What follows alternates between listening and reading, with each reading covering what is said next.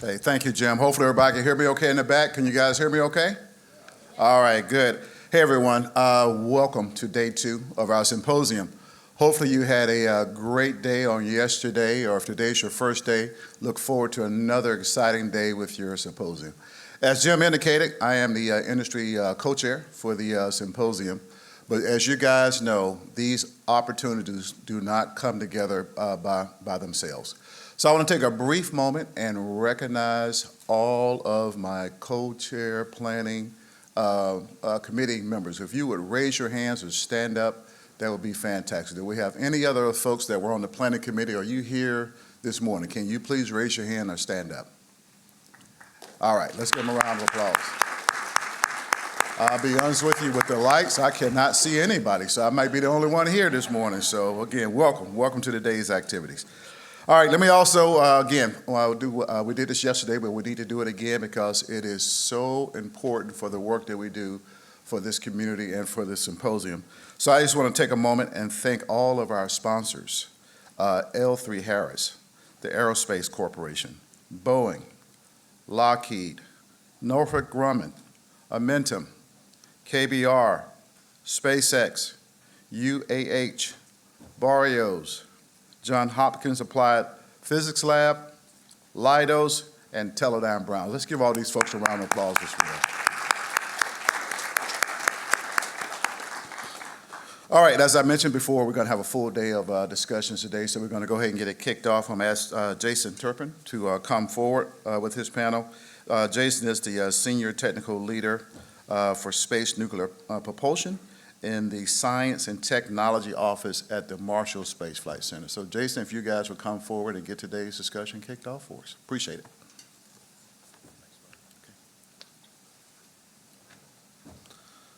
Hey, good morning. Thank you for that.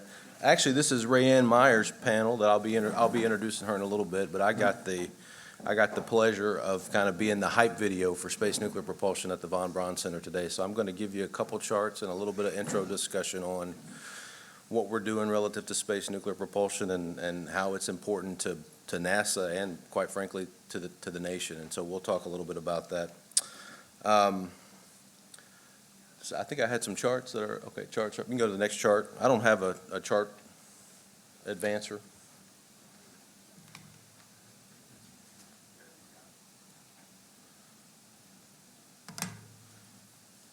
All right, so to kick us off, I was just looking at a video last night actually of John F. Kennedy talking to Congress in 1961, talking about, really he was requesting funding for a couple of space-related goals for the country back in 1961. And of course, the biggest one of those was going to the moon. And so he introduced that topic and talked about that. But what most people don't know is the second thing that he brought up in that discussion was actually pushing forward the Rover-Nerva program back in 1961, which was nuclear thermal propulsion rocket development program that was happening out at the Nevada test site during that time, that was actually started by Von Braun and some others back during that time. And of the 4 or 5 big goals that John F. Kennedy laid out, all of those have been completed by the nation over the last 50, 60 years, except for kind of, fielding and instituting this capability of space nuclear propulsion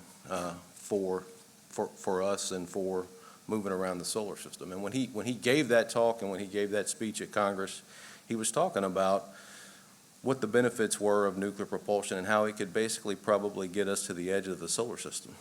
And so when we're thinking about it at NASA, we put together a vision and mission for what we want to do within the realm of space nuclear propulsion and why it's important, and I'll talk about that a little bit. But really the vision is, I think for us, we want robust and enduring access to destinations throughout the solar system. And we want to revolutionize space travel through the development and demonstration of robust and high-performing nuclear propulsion systems. And the thing that enables that vision or makes that vision possible is the performance that you get out of these systems that we're actively working on today. And so I'll spend a little bit of time talking about that, a little bit of time talking about the barriers of entry and what it's going to take to really be able to ultimately field operational systems in that area. And I realize that there are some people in the audience that may not know the ins and outs of these systems, so I thought I'd just spend a a minute or two kind of talking through the two major types of nuclear propulsion systems that we're currently developing today. So one is a nuclear thermal propulsion system and the other is nuclear electric propulsion. Both of them use energy generated by a fission-based reactor, but they use it in different ways. So in a nuclear thermal propulsion system, you're basically taking a propellant like hydrogen or propane or ammonia, and you're flowing that through a fission-based reactor, and you're picking up heat and you're expanding that hot gas out of the nozzle. And then on a nuclear electric propulsion system, you're basically using the reactor to generate electrical power to drive high-performance, high-power electric propulsion thrusters. So you have those two basic systems, and what's really cool is you can start to combine those systems in different ways in hybrid architectures and bimodal architectures to get the best of both worlds, to go do deep space exploration science missions or missions to Mars and other things. And so those are the things that we're pushing forward at NASA. I'm currently the manager of the Space Nuclear Propulsion Program out of the Space and Technology Mission Directorate at headquarters, and we're actively working, developing both of those systems.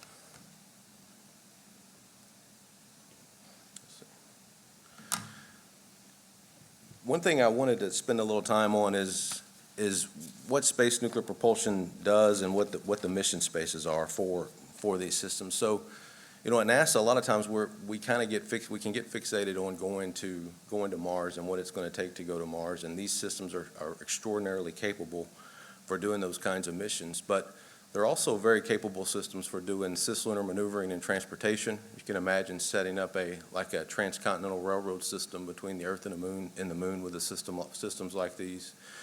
They're great for deep space exploration and science, and then they're great for Mars cargo and crew transit to Mars. And a couple of things that stick out relative to these types of systems over traditional chemical propulsion systems is, like for a nuclear thermal propulsion system, the floor performance of that system is basically 2 times the performance of what you would get out of a traditional, say, LOX hydrogen in-space rocket engine. And so, that's an engine. Those chemical-based engines have been developed for the last 50 or 60 years.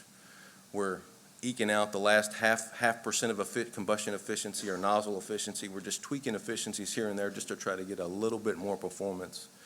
And these the floor performance of these systems that we're talking about today start at about 2 times the performance of those traditional chemical systems. So it really is game changing. That's on the nuclear thermal side, where you get thrust up at 10,000 pounds of force, 20,000 pounds of force. You get kind of traditional chemical engine thrust out of those systems, and then you move over to nuclear electric propulsion, and your gas mileage, your performance just skyrockets. It's 10 times and greater for what you can get out of those systems, but they're lower thrust systems, and so then you start talking about how can I combine those in unique ways to go kind of do some of these creative mission spaces that are out there. And you really run into a lot of cool possibilities. You think about all the constraints that you have on doing missions today, from launch windows and what launch windows you have to operate out of, or contingency planning, abort scenario planning. If you have this kind of extra performance and onboard electrical power to bring to bear, it really changes the game in how you go about doing the types of missions that we're talking about doing. No longer do you have to necessarily wait for planets to be perfectly aligned in order to slingshot out into deep space, for instance. You can move past that with some of the performance of these types of systems. So it really is a kind of a unique place to be. Let's see. In order to kind of introduce the panels, so there's a panel today and tomorrow, and I'll introduce at the end, but in order to kind of get your creative juices flowing for questions for the panels, I did want to spend a little bit of time talking about what are the barriers to deploying these types of systems and bringing them up to an operational capability. And there are some, and we're actively working all of these jointly. A joint government industry team is actually actively trying to tackle all of these barriers. So the first one is just stakeholder alignment. It's getting the right people in the right places to all come together and kind of agree on what the goals ought to be, how to partner and jointly invest, because it is going to take significant funding to ultimately fill these types of capabilities that we're talking about, and it's really going to require a whole of government approach. And so right now there's partnerships between NASA and DoD and DOE and industry to go push the pace in all of these systems. And so we're actively working those things. And I think one of the most important things that we can be doing relative to getting stakeholder buy-in and getting people excited about it is we got to make it real. And so in order to make it real, you really need to put an integrated system together and do some type of integrated system specific demonstration or test. And that's the thing that's going to make it real for the stakeholders. Technology readiness is another big one. And so that's one that gets talked about a lot. There's some fundamental engineering challenges that we have to overcome and kind of mature in order to get to these high-performing operational systems down at fuel development within the reactor and different material challenges and other things, and all of those are actively being worked. Proven regulatory processes and procedures. So this is one that we've been working hard for the last couple of years, and it's really about what does it take to fuel a fission-based reactor, to develop it successfully, to get through qualification and acceptance testing on the ground in a safe manner. How do you transport that to your launch site? How do you integrate that into a launch vehicle and safely launch that system? And so there's policies that are out there, NSPM 20 and other guidance that's been brought down from the executive level at the nation in order to provide the guiding principles for what it takes to do that. And we're kind of in the process of driving out the requirements from those policy documents to actually go implement the systems in order to go do the things that we got to do to fill this capability safely. Integrated system impacts are another big one, which are fairly obvious. Industrial capability and readiness is a big one, and so one thing I want to highlight there is just getting the throughput in with different industry partners to be able to develop the fuels and at the quantities required to go do these kinds of systems. Getting companies that are used to doing nuclear reactor development to think about how to do aerospace development and how to survive things like launch loads and environments in space, and then getting the aerospace folks to think about what it takes to do the nuclear reactor side and getting all that to work together. That's a big thing that we're working together to overcome. And then government capability and readiness is another big one. And so the expertise that the government has to bring to bear. One thing I did want to highlight there is what it takes to do ground testing. And so back in the 50s and 60s out at the Nevada test site, we had a very nice, large ground test capability that we can't field anymore because it was open air testing. And so how are we going to come up with ways to think about how we're going to test on the ground in conjunction with testing in space and in orbit and pull all of that data and information together in a way that you can actually get to certified systems that ultimately you can fly crew on. And so those are some other topics that we're thinking about. So I would say, those are the big 6 barrier categories, and there's a lot of things in each one of those barrier categories that both NASA, DOD, DOE, and all of our industry partners are actively working through today as we're trying to advance the state of art in these systems. So I think with that, I'll turn it over to Rayanne. I'll just say that nuclear power propulsion represents a groundbreaking leap forward in space exploration. It offers unprecedented efficiency and capability for both human and scientific deep space missions. Like I said, the floor performance that we're talking about is 2 times kind of state-of-the-art chemical, and it only goes up from there over investment over time. And so we're lucky enough at the Braun Symposium this year to have 2 sessions dedicated to this discussion. The first one is the one that we're about to start, which is the Space Nuclear Propulsion, A New Frontier in Space. It's moderated by Rayanne Meyer, who's the Deputy Director at NASA Marshall Space Flight Center. We don't want to forget about tomorrow at the same time, same place. Tomorrow there's a Nuclear Propulsion Technologies Plans and Progress panel that's moderated by Walt England, who's the Deputy Associate Administrator for Programs at Space Technology Mission Directorate. So I think with that, I'll turn it over to Rayanne and her panel, and hopefully you guys have got your creative juices flowing and have some good questions to ask, and we'll have some good discussions. Thank you.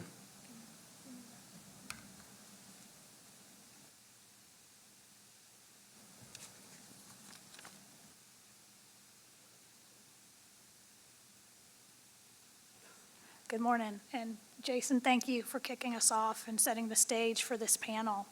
I'd like to start by quickly introducing my esteemed panelists. To my left is Eric Braun. He's Vice President of Space Mission Strategy and Advanced Capabilities at Lockheed Martin, guiding efforts to build future capabilities across commercial, civil, and defense space sectors. To his left is Pete Fry.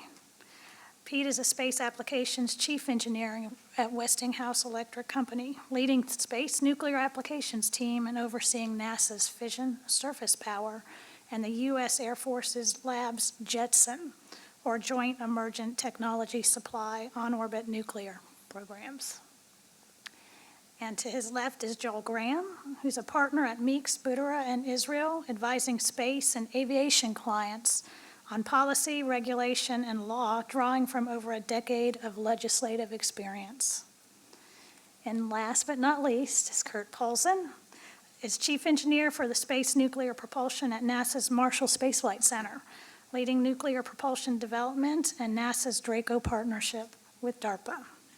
Okay. So we're going to try to go into a little more detail. Jason set the stage very well. And what I'd like to do is first hit up Eric. What are the drivers and benefits of using space nuclear propulsion for human exploration, science, and other missions beyond low Earth orbit? Thanks, Rayanne. Also, thanks to UAH for hosting this event and to AES for it as well. It's my first time being here at the Von Braun Symposium, and I've got to say it's been both incredibly welcoming and very eye-opening, an important set of conversations going on here. You know, Jason really did set the stage pretty effectively, and I'm not sure how much more any one of us could probably add to some of the things that he had said, but to kind of put a finer point on a few of those, I think really nuclear propulsion offers both a where and a how. In terms of the opportunities and the advantages. From a where perspective, he mentioned the Moon to Mars campaign. And with nuclear thermal propulsion, we're looking at opportunities to have an impulse that allow us to reach Mars potentially up to 40% faster than we would under conventional approaches, especially when we start talking about crewed missions to Mars. That speed is going to be important both in terms of the quality of life for the astronauts, but also from a safety perspective in terms of enabling aborts in a way that we can't do today necessarily in the mission planning. The second piece is certainly allowing us to reach out a lot further. Missions that aren't as viable at this point in time, in terms of setting into orbit around Uranus or Neptune. There's a lot of those opportunities to really go beyond a lot of the science that we've been able to do historically. And then third of all is that freight train to the moon. When we start talking about being able to consistently and efficiently move back and forth within the lunar volume, that becomes a really great opportunity, both from the standpoint of expanding their exploration objectives and enabling future commercial opportunities. From the how perspective, one of the really interesting things here is it really opens up the water economy, allowing us to use hydrogen propellant, for instance, to permit us to have a lily pad approach when we start reaching out further, rather than having to rely on stores that are on board already. And then ultimately, it allows us to have a lot more margin in our mission planning. As he was mentioning, we're able to take advantage of the fact that precision isn't going to be nearly as important. There's still critical importance, but we don't necessarily have to wait for the same windows when we don't have to rely on that last drop of fuel in order to achieve the mission. So it really does open up the doors where we've been subject to Keplerian physics for so long, and now in a lot of ways this opens up the doors so that we're not nearly so burdened by basic laws of physics in some respects. Eric, I appreciate that. Was very thorough. Does anybody have anything else they want to add to that? Kurt? I'll just add one more thing. The opening up the windows, it's a big deal. We had a symposium last year, a bunch of propulsion and power technologists and space scientists, and we went in there and said, hey, nuclear is great. We can do a lot of things for you. We can get you a lot of payload to given destinations, take a much bigger spacecraft, give you a lot more power at the outer planets. And they kind of looked at us and said, that's great. It's not really what we want. Okay. What they really wanted was that flexibility to be able to do missions where they didn't have to wait for planetary alignment, and to be able to get out there a lot faster. Now, that's different from the way the mission study communities looked at these problems in the past, but I thought it was a really important lesson for us to learn really quickly, is that you got to know the needs of your customer, and that customer in particular wanted things that nuclear can give you, but you got to look at the question the right way. Well, I see it as this could be what the internal combustion engine did for automobiles, essentially for space travel. This is going to open up an entire landscape of being able to get places, as we said, that we don't have to wait for the planets to align, and to go further than we ever have before, and to be able to zip around and do things that we haven't been able to do. So there's an exploration context, certainly, but I also wanted to highlight kind of the national security implications of this. To be able to outmaneuver your adversaries, that's an important capability, and that's something that we're going to need as we see what our adversaries are doing, especially in cislunar space. All right, thanks. Kurt, this one's going to be for you to start. Can you walk us through some of the key moments in the development of nuclear propulsion and how past efforts have influenced where we are now? And then we just heard Jason mention industry and government readiness. Can you share your thoughts on that as well? Oh, gosh. So, all right, so first part is past moments. So, a lot of what we've done, even today, is still built on the legacy of Rover and Nerva, that work that Jason mentioned back in the 60s and 70s. And we've lived on that testing and those data for a long time.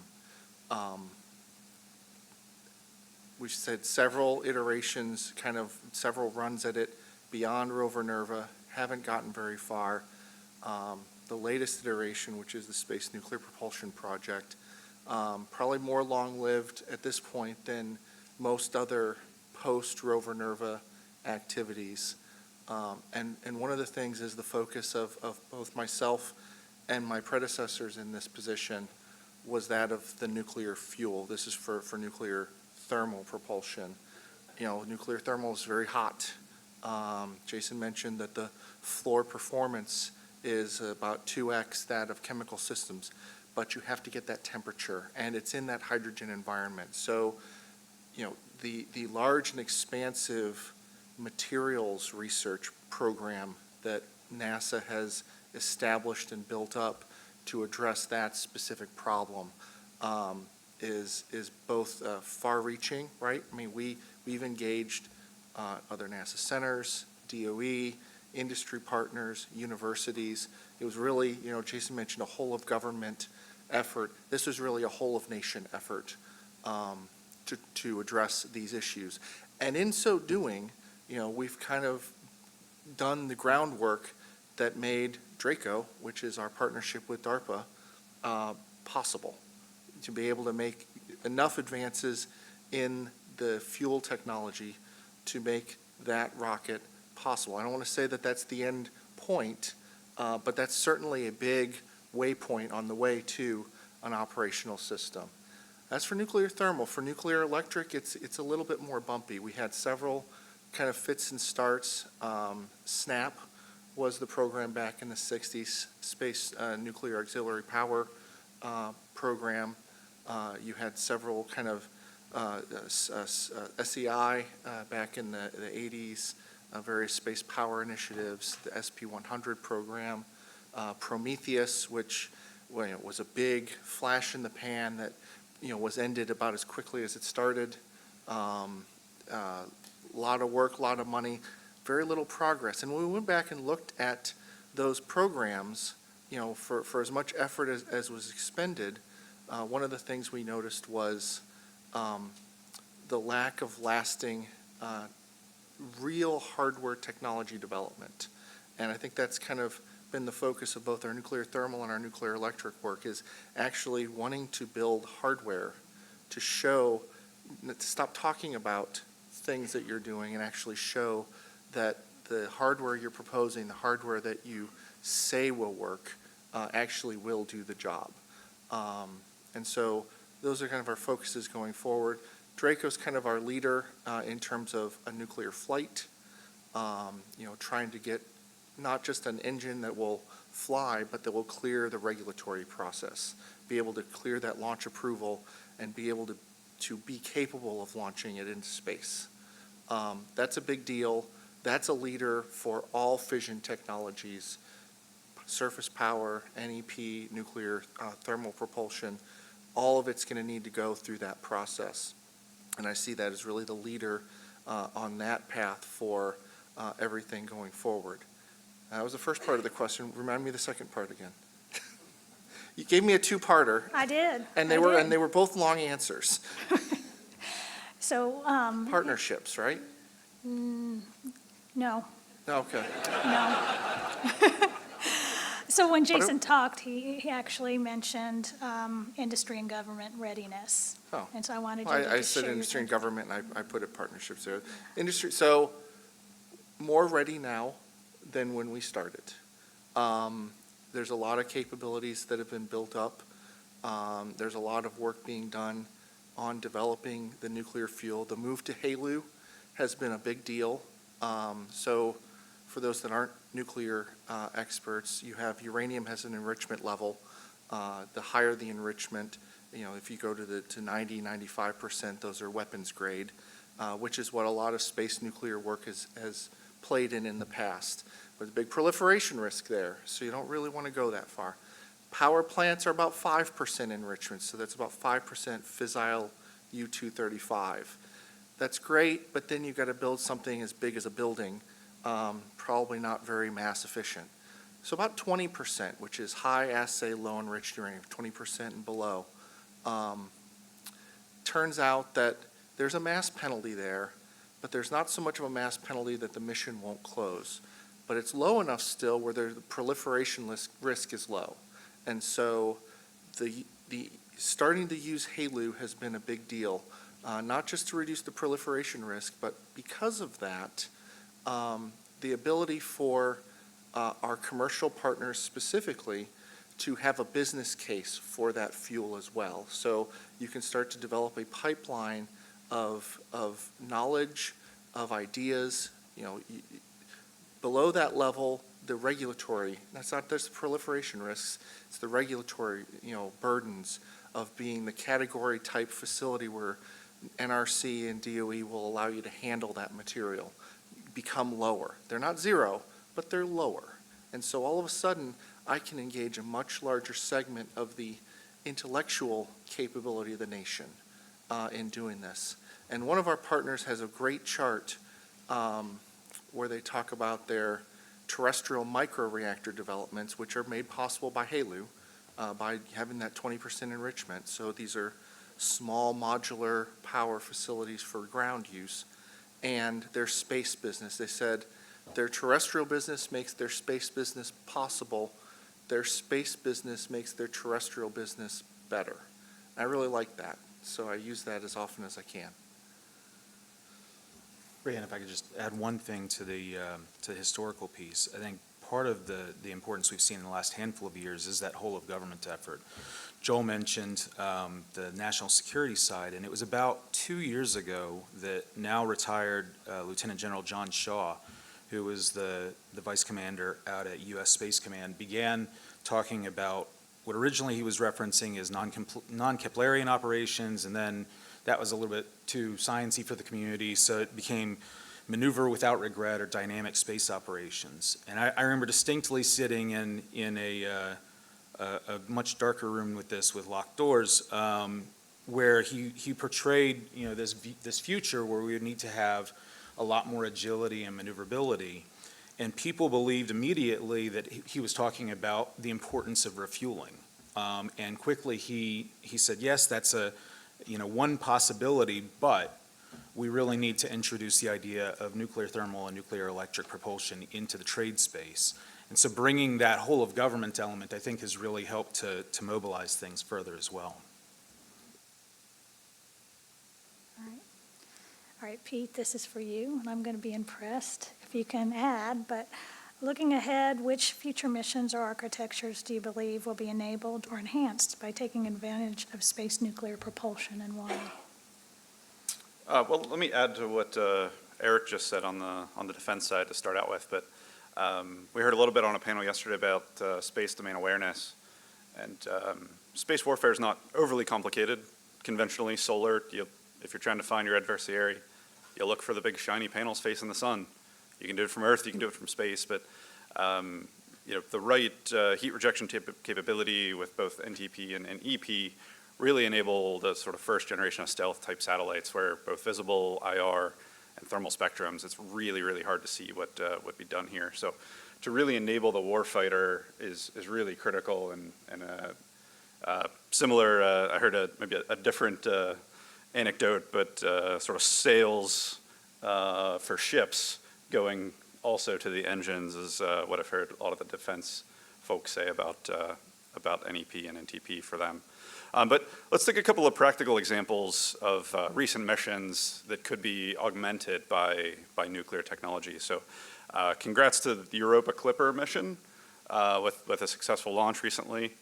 How great would it be if that could return? Right, we would enable all additional kind of fields of science for that.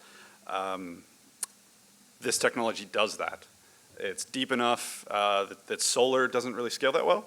It can, but this really enables that scientific sample return, kind of like no other technology out there. And some of the other, one other out of Marshall here, the DART mission a little while back with the next ion thrusters specifically, coupling those thrusters with one of these NEP type reactors, sort of game changing. You got ISP and power for decades that you can do all kind of fun things with. So not only can the scientific community take advantage of that, but again, starting with the Defense Department as well, sort of all aspects of the government can take advantage of this. You know, it's funny you mentioned, so DART, great example, and with NEP, right, I mean, you do look at, planetary protection. Can you do missions like gravity tractors where it's got a little pull, but you can sit out there for a really long time and affect asteroids. It's not super impressive, you're just moving it a little bit at a time, but that's sometimes all it takes. It's funny you mentioned Europa Clipper, because that meeting of space scientists and technologists, we did an in-depth dive specifically on that mission, looking at how would nuclear propulsion, what would you do differently in that mission? And there were some really big things you could do. So it was really very impressive to kind of go through that exercise and to see, even for existing things, where nuclear could help. Okay, the next question is for you, Joel. It's a very simple question for a very complex challenge. What are the regulatory challenges we need to navigate to develop and fully utilize space nuclear propulsion systems? Well, thank you. That is nothing is simple when it comes to regulation, I think. It's just a complex topic in general. And especially when we start talking about the nuclear regulatory landscape here in the U.S. and all the different agencies that have a piece of that, and then all the agencies that have a piece of space when it comes to that. So it's better than it used to be, I will say that. SNPM 20, as we've alluded to, the presidential memorandum that set out a three-tiered system for these systems based on risk, that certainly helped. Other things, such as in the 2017 NASA authorization, there was a provision that allows the administrator to indemnify nuclear risks, and it tracks the Commercial Space Launch Act indemnification, which is essentially $500 million in insurance, or maximum you can get, up to about $1.5 billion adjusted for inflation, so probably about $3.5 billion now. And then above that or between those levels, it's government indemnified. So that's one of the big pieces, is making sure there's adequate insurance, there's adequate coverage, especially if we're going to have commercial partners be part of this, because these companies are going to have to look at that and say, is this a risk that we can really take on, and is the risk sharing between the government and industry appropriate for the context of the mission? So that's one of the big pieces. There's also the Nuclear Regulatory Commission, the safety aspect of it. Certainly we have a very robust regulatory regime when it comes to protecting the public here on Earth from nuclear risks and reactors, but it becomes a little murkier when we get into space. So there's probably some fidelity that might need to be added to that piece of it. Obviously, the proliferation concerns have been talked about, and that's why looking at things like HALU will be a game changer. And really the only way that our commercial partners, I think, can really play in this space, because once you start talking about weapons grade and highly enriched, it becomes a much more difficult proposition. So there's a few things that could be ironed out there. Of course, the launch and reentry piece, making sure we're not going to have nuclear material coming down on people. That's an important part of it. And FAA is of course reworking their launch and reentry rules, as some of you may know, with Part 450 and this sort of different approach to licensing launch and reentry on a performance-based level. That's ongoing. There's some conversations about how to improve that, how to implement that a little bit better, but it's going along. So there's some interesting questions to answer. So that's from the regulatory side. I also want to talk a little bit about the policy side, and we talk about all the the stakeholders with this type of technology. And of course, NASA and DARPA and Draco, but a lot of obviously the policy direction comes from, in many cases, from Congress. When I was on the Senate Commerce Committee in 2019 and we were writing the NASA authorization bill, we made an effort to put in language that would direct NASA to not just keep working on nuclear propulsion, but actually do a flight demonstration. And we'd planned on trying to say that for, I think, 2025 initially. Remember, this was 2019, and I know that's next year.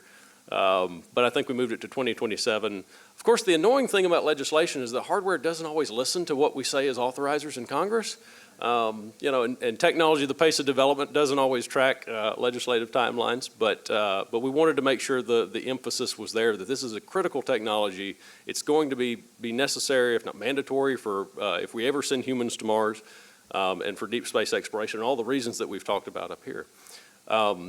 And so that's a big piece of it as well, is making sure the right policy guidance is in place from Congress to keep the agencies moving forward and keep the pedal to the metal on this kind of technology.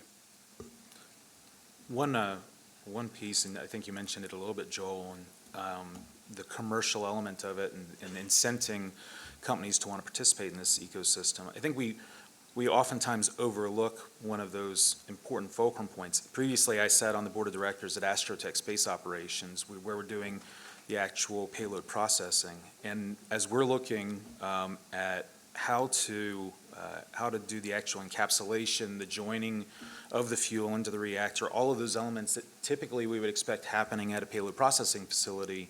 Right now, we're basically having to assume for Draco that it's going to be behind the fence, kind of almost on a one-off type basis. If we're going to see this as a sustainable, continuous economy, then finding ways to certify payload processing facilities is going to be a really important piece of that, because that's really where a lot of these are going to come together before we get to the actual launch pad. And I think oftentimes we're already jumping in our thought process from a regulation perspective to the operation of the vehicles, to the launch and operation. But that one hub, I think, has been not overlooked, but probably needs some more attention. Excellent points. So I've got another question that has more than one part. Kurt? Why do I get all multi-part questions? Just It's like a happens test that here. way. You Yeah, got it two is. questions, but they're in 8 parts each. Yes. So we just talked about the regulations and the policy, which many of those are to address safety. So question for you is, how do we address safety concerns related to nuclear propulsion during launch and in space? And since Eric brought it up, ground. That's a great question. And one we're actively looking at. No, so the first answer, is prior to NSPM 20. We had a patchwork of regulations, a patchwork of agencies that had control of various aspects of the regulatory regime. FAA, DOE, NRC, NASA, DOD, the range itself, even apart from DOD. So, I mean, there's a whole lot of various pieces and parts in this whole process. And that in and of itself was a big barrier, not just because you had to go and satisfy 7 or 8 different regulatory agencies, transportation, just to get the thing from where you made it to the Cape, for example. But but because sometimes those requirements were in conflict. So in satisfying one agency's requirements, you may be violating another. That's not to say you're not safe. It's just to say that these two agencies had built up their own regulatory regimes and regulations that didn't align. And SPM 20 was a recognition at the space technology policy level that this is happening, and that we needed to set up a regime where all of these agencies were under one set of rules and talking to each other. And so that was kind of the genesis of NSPM 20. Also, you had this notion that, well, you have to be safe. Well, what does safe mean? Well, you have to have, and that can be different for a bunch of different people. And so part of NSPM 20 was quantifying what it meant to be safe on launch and in operation in terms of dosage to the public, which is a very low dosage, and in terms of probability of such an accident occurring. And so, going from, thou must maintain this condition forever, no, that's not really quantifiable, and I can't guarantee that. I can look probabilistically and say, the probabilities of these accidents are such, and the dosage the public would receive is this level, which is below the background and very safe. I could eat a banana and I'd get more of a dosage than what you get exposed to if in these accident scenarios. And so being able to specify quantitatively, now I've got something I can design to, right? Now I've got something I can work with and I can navigate. And that is a big deal. Getting all those agencies on the same page, all in the same room, not just in setting that up, but then in having a hand in the approval process through what's known as the INSERB, this Nuclear Space Regulatory Board, which is this intergovernmental panel of all these agencies which meet and handle the launch approval and operations process. But there is the other part, right, which is pre-launch. And so now you're still in that patchwork regime, and you've got to figure out, okay, for each step, what's controlling?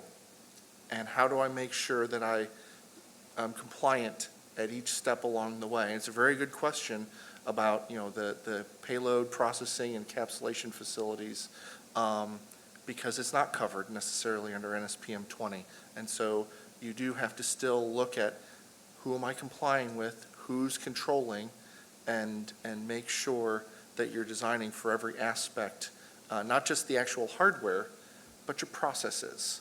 I can take a bunch of, neutron absorbing wires and pull them out. Okay, great. Do I have a process to put them back in if I need to back out of that process? You got to think about these things as you're setting up your system, as you're setting up your design, so that you can actually undo anything that you've done up to, where it's actually on the rocket and blasting off. So those are some big areas that we've had to look at. Draco's certainly, it's a pathfinder for all this, so it's certainly forcing us to take a very deep look into how to do all these steps and navigate through them. Thank you very much for not making our flight demonstration 25. We do appreciate that. We like aggressive timelines. Yeah, it was a little too much. So, did I answer all the questions? I don't know if I did yet. You did. Okay. But I want to give anybody else an opportunity. Sure. I want to shout out a couple of initiatives. A couple of years ago, NASA led a gap assessment of what design standards and operation standards sort of exist or don't exist in the public sphere. And there's not much if you haven't Googled it. So wanted to shout out or plug a couple of industry consensus type committees going on. I'm personally the chairman for ASTM F4702, the unoccupied vehicles for commercial spaceflight. We have a safe nuclear operation committee, and we're working on, for the systems engineers, effectively a safe ConOps discussion of all things on how you would operate these type of systems in space. And could always use more help. So if anybody's interested, feel free to hit us up. And then a second one that's now up and running, there's very little standard generation on what you should do test-wise, either pre or post-launch. So the American Nuclear Society, ANS, stood up a new committee. A colleague of mine at Westinghouse, Joe Halakna, chairs it for testing reactors specifically for space. Again, could always use more help. So if anybody resonates with either of those topics, come see me. So I think Kurt hit an important point, which is a lot of the safety concerns or perception management activity as much as anything. In a very distant past life of mine, around 2003, I was chairing the interagency working groups on protective action guides for reentry into areas in the event of a nuclear radiological incident. You know, this is in the specter of 9/11. And what we found was interesting, very similar to your banana comment, was that the EPA's concerns or their guidelines for the entry of people back into an area that had been exposed to a dirty bomb or a nuclear device was somewhere less than what I, as a resident of Denver, am exposed to on a day-to-day basis. And so it was some of those points where the policies and the guidelines were out of sync with reality. And I think what I would offer there is there's been communities, and I know, Pete, you've looked at you've worked through some of these where we've had to tread through these challenges historically, and I think there may be an opportunity to really follow in the wake of some of the terrestrial use cases in terms of clearing some of the safety concerns and such, as much as anything. That's a good point. I'll actually, and I don't know if we had this I think this may have been in the question list talking about the public perception piece of it and safety, but I think the small modular reactors that are coming online that we see popping up will help, because as people understand, hey, there's a nuclear reactor down the street from me and I'm perfectly fine. Like they understand how to operate it. This isn't the old days of Chernobyl and things like that. It's a totally different, much safer way of doing it. And I think that's going to help from a public perception standpoint when it comes to launching nuclear systems in space, because they see how safe, they see it works on a daily basis at that level, and they say, well, then I'm sure they can do it safely in space, and we don't have to worry about something crashing down on our heads and having this massive disaster result. Well, and even Chernobyl, right? I mean, it's, I don't want to say it's funny because it wasn't funny, but the situation, right? They had disabled all their safety systems to do a specific test at the reactor. And of course, they had a big problem, and none of their safety systems were set up to respond to it. So, you know, you have to try in some ways to cause problems. But talking about perception, there's one or two things I didn't mention. One, and people sometimes don't know this, but the reactors we're going to launch have never been turned on. They are nuclear cold. There's no fission products. There's no radioactivity. These reactors are cold on launch, and the idea, the CONOPS is such where you don't even turn them on until you're at an orbit that's high enough to where they're never coming back. So that's a big deal, right? I mean, right now, if you launch it and you have a mishap, really all you're doing is you're dropping back to the Earth things that came out of the Earth in the first place. So that's one. Two, talking about, getting exposure. I mean, a lot of you flew here. You probably got more exposure flying here than you're ever going to get from any kind of mishap.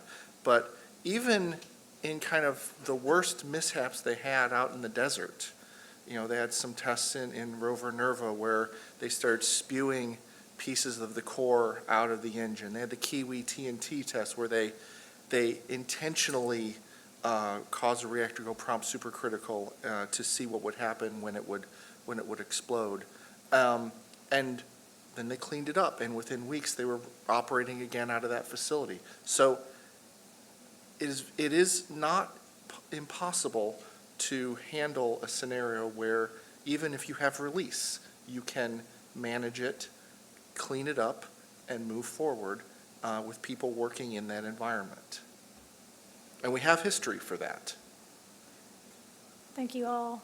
We're probably going to have time for one more question because I do want the audience to have a chance. But before I do that, Joel, did you have anything else you wanted to add on public perception? And That's mostly it. I mean, I Okay. think we covered it. Thank you. all right, so the last question I'm going to ask, we talked about whole of government, but I'd really like to hear from Pete and Eric about how you see partnerships between industry and government helping to drive the development and use of space nuclear propulsion. Yeah, well, I'll start. If you like really hard problems, this is the most interesting one that I've found. To watch the confluence of the nuclear industry and the space industry come together is entertaining at its worst. Different acronyms, different safety word meanings, different risk tolerance profiles. So I'd make the argument that there's really not a single entity, whether that's commercial, government, whatever, that could pull off the first of a kind for this. The systems integration challenge alone is so deep and wide-ranging of how you actually operate these things that it's sort of a pleasure to be in the small, tight-knit community of nuclear space and to really champion sort of opening up our doors to let the rest of the scientific and exploration community see what we've been working on is a pleasure to do. And just to one other add, you probably heard the term small modular reactors or microreactors, so let me just add to that a little bit briefly as it relates to this question. So if you've been keeping an eye on the news, or maybe those that just like the space side of this panel, the rise of AI and data centers for power demand on the grid is something that's not easily discussed at this panel with only a minute or two here. But if you've seen a couple of maybe heavy-hitting news articles, Microsoft paying to restart a core at 3 Mile Island, talk about public perception. I think we're going to see how the public responds to that. But as it relates to, again, AI and data centers, the large investment in these small reactors is something that only benefits the space community as well. The first of a kind, I think we can all admit, is probably more money than we all want it to be. But the small modular reactor, at least portion of the industry, is really helping drive costs down, and that sort of collaboration between what the industry side is doing, what the government side is doing. So first of all, I mean, I think one of the great indicators that we've got an incredible partnership across whole of government and industry is if we think about the various space nuclear programs that are in place. I mean, we've got 3 different agencies between DARPA, AFRL, and NASA who are each taking ownership for a specific piece of that equation, and even seeing now, international organizations interested in jumping in. So we're already seeing, a path forward that involves whole of government, whole of industry, and so forth. As we at Lockheed Martin, myself, are directly involved in both DRACO and in the JETSON program out of AFRL doing nuclear electric propulsion, I think one of the things that's important to recognize is, as Kurt suggested, that these are pathfinder. These are learning experiences. And so one of the most important things for us to do in terms of a partnership and a collaboration is to treat these as pathfinders and learning experiences across the whole, so that the work that we're doing on DRACO informs the work that we're doing on JETSON, and in turn, helps us to move through the traps further down the road on fission surface power, instead of looking at each of these as an individual one-off. I think that getting through those first instances and getting to flight, putting these things up on orbit, which gets us through the regulatory traps, the technical traps, and everything else, is going to be crucial for this to be viable in the long run. As we get towards that longer run and we start talking about broader use cases, which may even incorporate commercial applications in the long run, that partnering needs to change and become more, begin to resemble more what we see in more conventional types of applications. We need to see a launch approval process and things like payload processing facility certification, where there's consistency across agencies in the government between what DOE, EPA, NASA, DOD are expecting, and that we're not having to play to different sets of rules.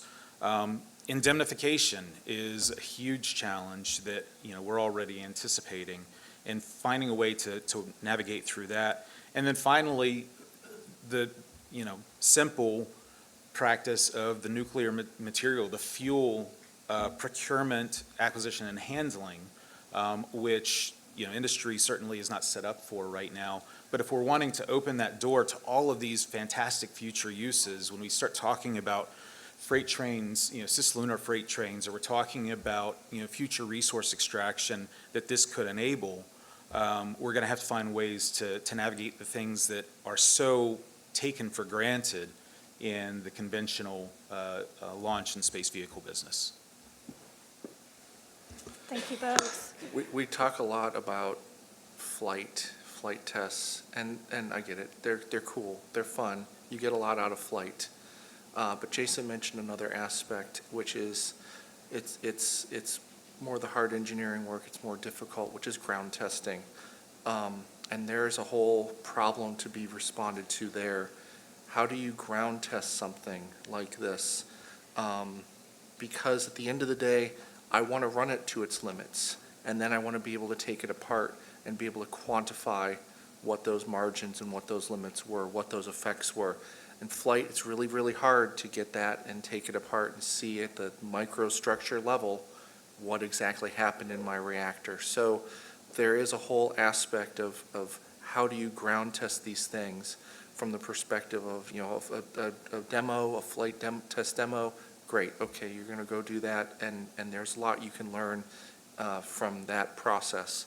But at the end of the day, if I'm going to certify, and that's a very specific and special word in the lexicon, units to carry high-value scientific instruments for tens of years, or humans, I'm going to have to find a way to do essentially the equivalent of the battleship-style tests I did with SSMEs back in the 70s. I'm going to have to figure out a way to do that. Well, I appreciate it. That last question definitely sets some challenges for us all. Jim, do we have time for a question? Yeah, does anybody have a question? Over there, you got a runner on that side. So why don't you start here in the middle?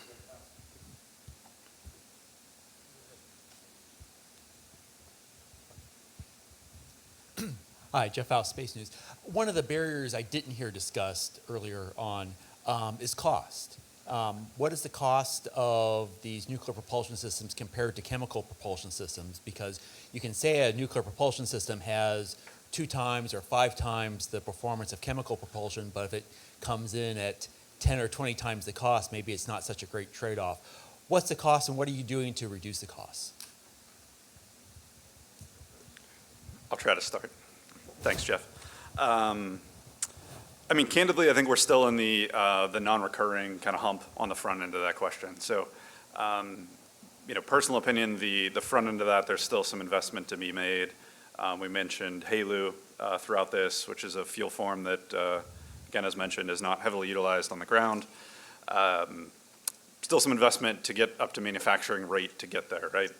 Some of the advanced material systems that are used here, the high temp that we're pushing on some of these material systems, again, the TRL is not there, still having some investment. So I guess I won't answer the question directly, maybe someone else will on the front end, but again, appreciate some of these Pathfinder missions, Draco, JETS and FSP. That's really what they're enabling us to do, is to take those critical technology elements and from a systematic process, see how we can mature them individually without needing to put that full system together, so that when we do, we're confident enough in the technology suite that we truly can integrate one.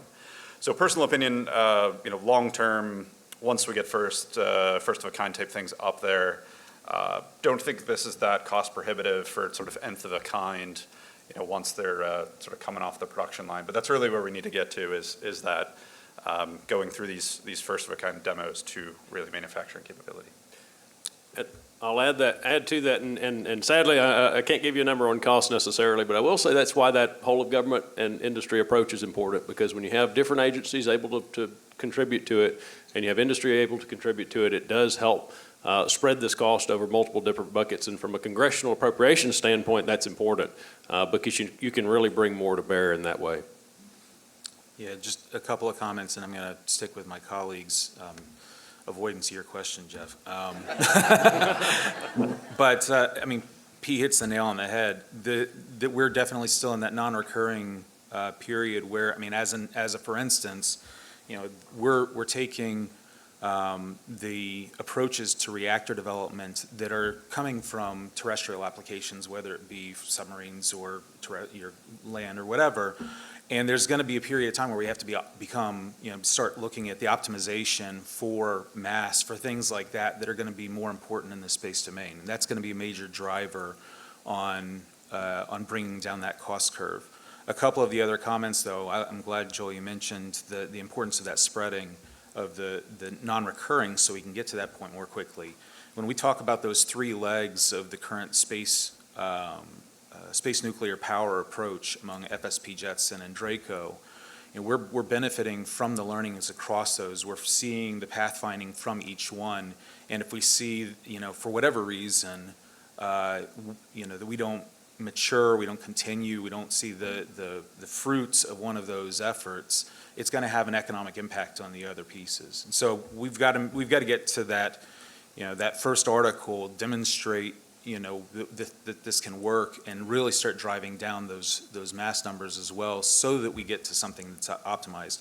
The only other data point I'd offer out, and we've talked exclusively about propulsion here, but if we also look at power generation, propulsion, you heard all of the applications we were talking about are basically non-analogous to things that we're doing today. They're paving new ways, they're opening new opportunities and missions.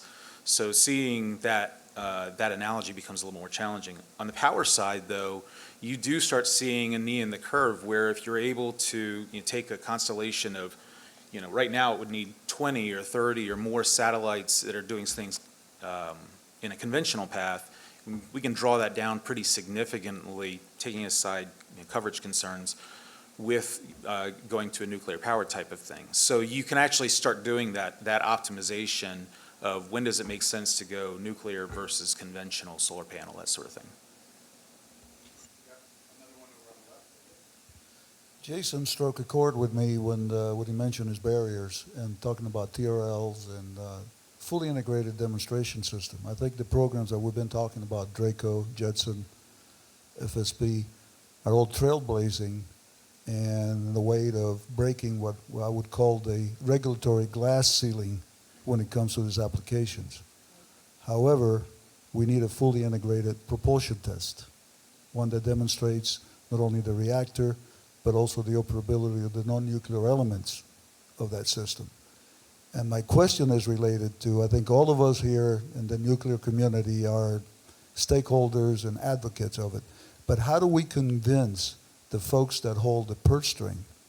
Because right now what's keeping us from doing what we need to do more than technology is the proper levels of funding to get there. So I got ideas, but I wonder what the panel feels, especially the two government folks, Rayanne and Kurt. How do we convince your administration and Congress, or our administration, I should say, and Congress, to fund us to do the work that we all feel needs to be done? Well, I'm executive branch, and so I don't make laws. However, success is important. I think every time we're handed an opportunity, it's important that we succeed and make progress. We're not going to get to the point where we can do big ground test infrastructure investments and facilities if we can't achieve kind of our first of our kind Draco. I don't think. I may be wrong on that. We're being watched very closely on FSP and Jetson and Draco. And a lot of people are, I think, waiting to see, is this really going to work? Can we really bring it to fruition? We think we can. We think NSPM 20 makes it possible. We think the regulatory environment, the commercial environment, the partnerships we built up, not just with the prime performers, but with the ecosystem, are such where we have the advocacy, we have the technology that we've developed over the course of years to be able to execute our first flight demos. And that should breed some success, and that should breed some additional funding to be able to point to real concrete examples. Why we focus on hardware development in the Space Nuclear Propulsion Project in particular. I know about that, so I'll talk about it. We wanted to be able to point to things we'd done and say, look, this is real, you can hold it, you can put it in your hand, this has happened. You know, we're not just talking about it anymore. I mentioned that before in the open. You know, this is something it's tangible. And so I think that success, Joaquin, is really, you know, it's incumbent on us to make sure we do succeed, because we're gonna need that success. We're gonna need to point to it to move forward beyond where we are now in the current programs of record and the current levels of funding we're receiving. There is a geopolitical aspect also, and you know, we should not be afraid to talk about the fact that our adversaries are running full on in this direction as well. So we do have to keep up as well, and I think we should talk about that more as well. I could talk a little bit about the congressional funding side of it too, and that's very good. I'm glad you mentioned the geopolitical aspect. You know, there's really two things, and of course I worked for the authorization committee when I was in Congress, and as they say, an authorized dollar can't buy a cup of coffee. But it's important because you have to have two real elements here. Number one, you have to have a solid case. You have to have the reasoning, the why behind it, right? Whether that's, and that may be different for different members, right? Different members are going to have different policy considerations that really highlighted and elevated in the priority list for them. So whether that's the geopolitical concerns from what our adversaries are doing, whether that's the science that you could do with something like this, whether it's the exploration opportunities, that's going to be different for different members. But you have to start with a solid why, a solid case for why this is important. And then you have to go get bipartisan consensus in Congress. I think we saw the best example of that when it comes to space with the Trump administration and SPD-1 and the Artemis program, because it's great to say, hey, we're going to start this or restart this lunar exploration campaign. It's a whole other thing to go to Congress and say, here's why we're doing it. Will you help us? And do that in a bipartisan way. And having that bipartisan consensus and that bipartisan priority elevated the program, and that's why we're still going along in many ways on it today. And so to get the funding that we really need for space and nuclear from Congress, there has to be a very clear articulation of why this is important, why it's needed now, not 10 years in the future, and then building that bipartisan case for getting the appropriations. Without the bipartisan support, it just doesn't work. And I appreciate both of those answers. And I also want to say that I appreciate the funding that we are receiving right now and the opportunities that we have to show we can deliver. I think the why is speaking for itself. So although... Can you hear me? Yeah? Okay, great. Yeah, so, so my background is radiation safety. I'm the CEO of STEMRAD. And we founded the company shortly after the Fukushima nuclear disaster in Japan. Now, I am pro-nuclear, and I am a fan of what you're doing. But from my experience, we need to be more transparent about the risks. So, for example, you mentioned only Chernobyl during this meeting as if it's something from the past during the USSR, the Dark Ages. But it didn't happen again in Japan, in the most developed of nations, in a reactor built by an American company and using the measures that we are using here or were using in 2011. So it can happen, and the cost of Fukushima is $500 billion and counting.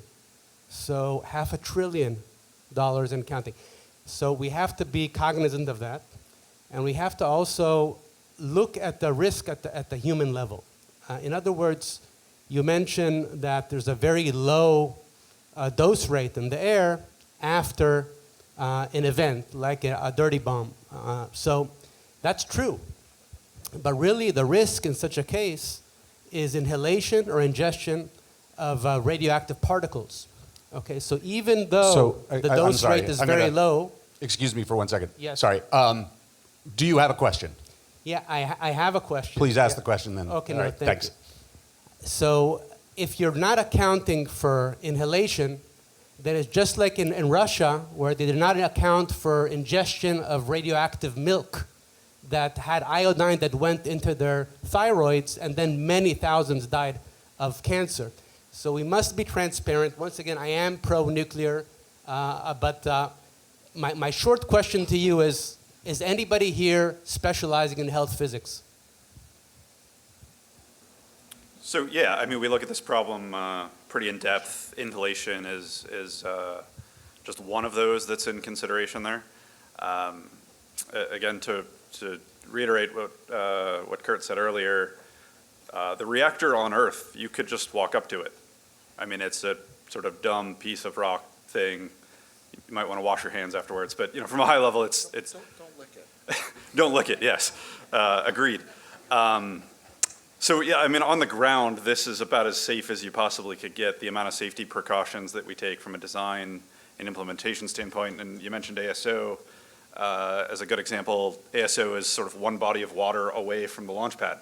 So you also have to cross the highway, which invokes a bunch of safety considerations for transporting nuclear material over U.S. highway, over waterways. So, I mean, from a high level, that's something that we all take very seriously. And I think the industry as a whole really, maybe I can speak for all of us, we really just want to be good stewards of this technology for the first of a kind, right? We acknowledge that if something goes wrong with the first one, that might be it for the next generation, right?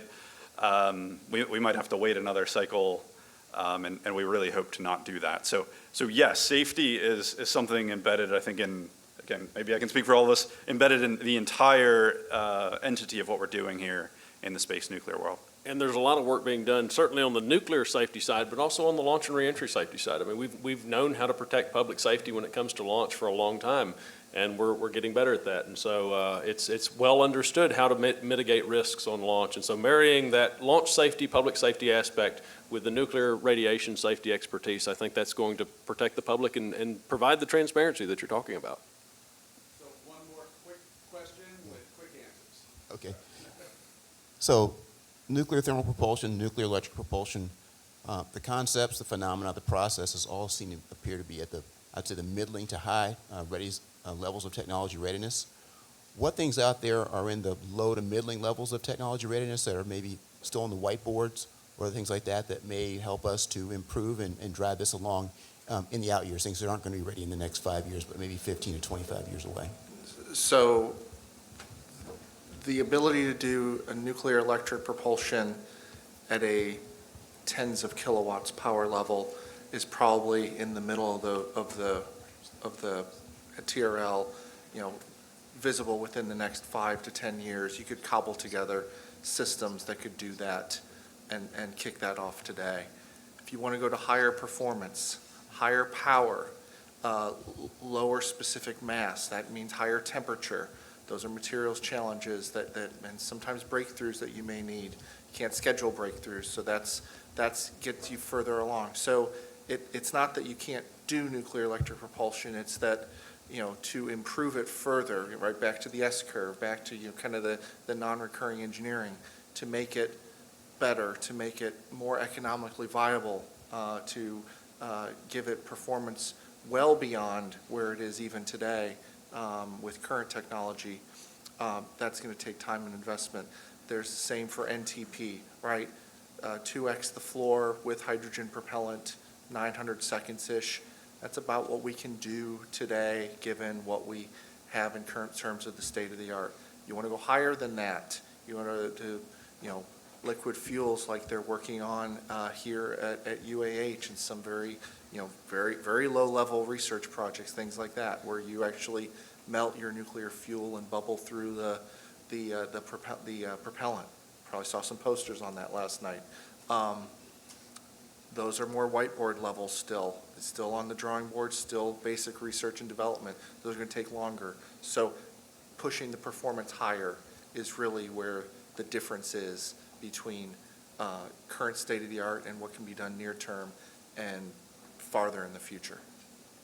Yeah, the one addition I would offer to that one is, especially given the promise that NTP and NEP offer, NTP in particular offers for capitalizing on a water economy, really getting to mature, water extraction, but also the cryogenics to be able to actually handle the hydrogen becomes a really important piece of that equation. So moving cryogenics forward is going to be crucial. And then, as Kirk said, the getting the mass down enough so that, especially on the NEP side, so that you're not flying something the size of, a space station in order to be able to execute a mission. All right, we're going to wrap it up. Thank you to the panel. Did a great job. If you have interest,